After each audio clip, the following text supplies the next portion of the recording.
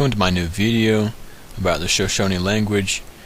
I've been studying Shoshoni for the past month or so, and I didn't get very far, but I have studied quite a bit.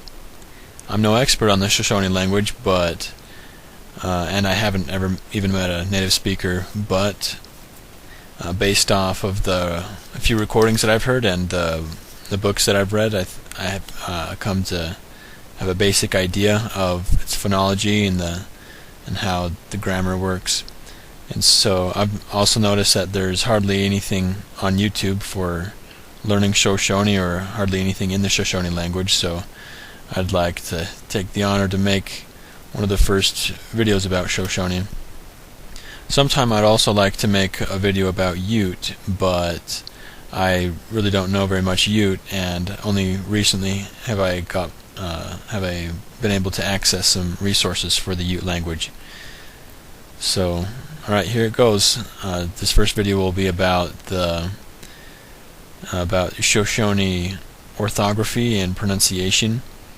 First I'll do a brief overview of the alphabet and then the phonology. There are actually three different kinds of orthographies that are used for Ute. One is the ISU, Idaho State University orthography.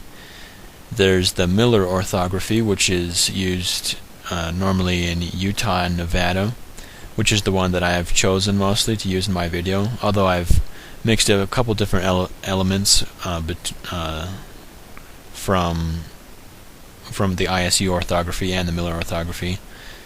And there's also another orthography used in Wyoming, but the one I'm using is mostly the Miller orthography because I live in Utah, so I figured might as well use the ones used mostly to describe the Goshute dialect. As you can see here in this orthography, there are 19 phonemes. There are 8 vowels and 11 consonants. And these letters are pronounced as follows: A, E, U, I, O, U, I, Oi, H, G, Gua, Ma, Na, Ba, Sa, Da, Wa, Ya, And these consonants, some of them have a soft variant also, and I'll discuss that a little bit later on. Here are all of the sounds that occur in the Shoshoni language based off of what I've been able to read and listen to in the recordings. And as you can see, there's more sounds than there were letters, and here I only have 2 diphthongs. There's really a few more diphthongs. And now I'll show you the letters, some examples of words that have these letters and the different sounds that the letters make. First we have A. I'm pretty sure it's the low front or low middle vowel. Because of this font, it makes it look like A, the low back vowel, although it might be, but I think it's more likely the low front vowel. So we have the word ha, which means yes. Next we have A, as in the word degwap, which means language or word. Next we have U. This is the high middle vowel. It doesn't occur in English, but it does occur in a number of other Uto-Aztecan languages such as Ute and Northern Paiute, and actually also occurs in a number of Slavic languages, mostly the northern Slavic languages, like the Eastern and Western Slavic languages such as Russian or Polish. And the sample word is Miwu, which means Indian or Shoshoni. Next we have E, as in hibi, which is the root for to drink.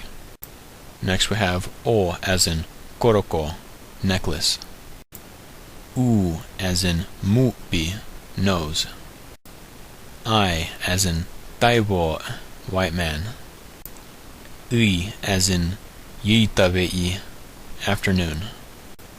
Oi, as in tuzooi, hat. Ui, as in pui, eye. Ha, as in hotni, beaver. The letter H also sometimes occurs at the end of a word, in which case it's normally silent. Also, if there's a vowel right before it, a lot of times it makes the vowel whispered. The letter K is a phoneme which can have two sounds based on whether it's the hard version or the soft version, and this is determined by whether or not the letter K is occurring between two vowels or not. And our sample words are gunu, which is paternal grandfather, and hagar, which means who. KW is normally looked at as a separate phoneme, and it's the same thing where it has a hard and a soft version, such as gwasu'u, dress, and ngwasu'u, my dress. The letter M also seems to have a hard and a soft version. Its hard version is just the normal M, and the soft version would be more like a W. And the example is to plant masga, that is to plant something, like if you're planting tomatoes or something, you'd use the verb root masga. But if you're saying to farm, just in general, which is intransitive, you put the intransitive prefix on it, and it comes to be pronounced tuwasga.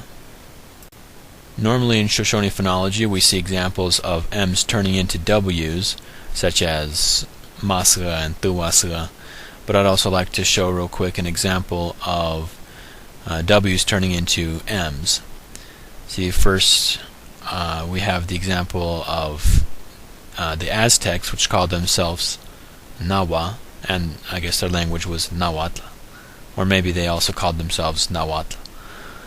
And we have Shoshoni Nuwu, Northern Paiute Numu, and the Ute Nuch. And if you'll notice, these roots are all very similar. You have the Aztec Nawa, Shoshoni Nuwu, and the Ute Nu, and the Northern Paiute Numu. And based off of the predominant W in this word, I would take the guess that originally in Proto-Euro-Aztecan it was in fact a W. No, it was probably Nawa or Nowa or something like that. And only in Northern Paiute came to be Numu.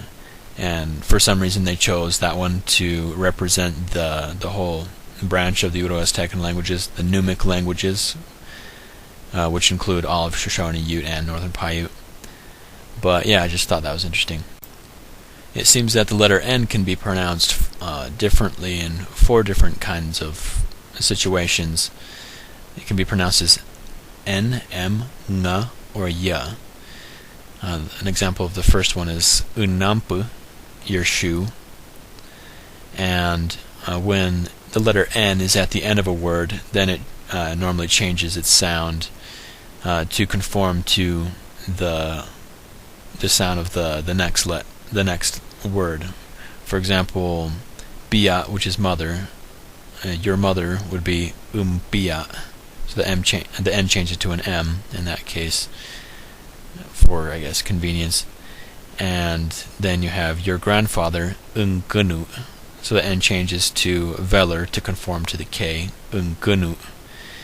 And N can also, when it's preceded by the letter I, the vowel, or I'm not sure, maybe just any front vowel, it changes to a ya sound, such as Nuke yangasubana itna, I don't understand. The letter P can be pronounced 3 different ways, ba, va, and fa.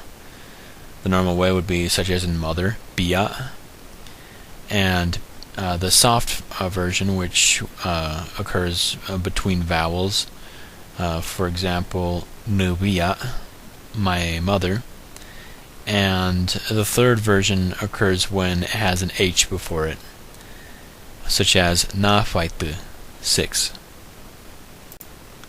These v and f sounds are similar to the English v and f, but with the exception that they're bilabial as opposed to the labial dental sounds. For example, when you make the sound V or F, you're touching your lower lip to your upper teeth, v, f. But with these sounds, you're not doing that. You're just using your two lips. V, f. The letter S can be pronounced two different ways. Normally it is pronounced like the normal English S, which is an alveolar sound, sissewe, which means sometimes. Sorry, I forgot to write the translation there. It means sometimes, sissewe. And the second way is the sound sh, which occurs when there's an I right before it. So eishu or eishinza, that's thank you. The letter T can also be pronounced two ways, with a hard and a soft version. The first is t, as in tuasu, meaning also. The second one is a tap, so it's just like an R in most languages, such as murasu, me too. The letters TS can be pronounced three different ways. The first way is tsa, which is an affricate, an alveolar affricate, tsa, as in tsangu, good. The second way is when it's preceded by an I, such as buichiku, morning, which sounds like cha, as in chicken, buichiku. And the third way is the soft way, which occurs between vowels. It sounds like z, as in daza, summer. The letter W is pretty straightforward, just like in English. Wanarwop, dollar. The letter Y also pretty simple, simply ya, as in Toyavi, mountain. And the glottal stop in Shoshoni, just like in many other Native American languages and in a lot of Polynesian languages, is represented by an apostrophe. In some words, this makes a pretty big difference, such as soap, shoulder, and soap, ghost. Well, thank you for watching. Anyone who may have made it through this whole video without getting too bored and giving up. I hope to, in the near future, make another video about grammar or basic phrases or how to make sentences or something like that. And yeah, these are just some things that I learned from my short study of the Shoshoni language, and hopefully I'll see you next time. Pinagwasanam puinuhi, Asian-san.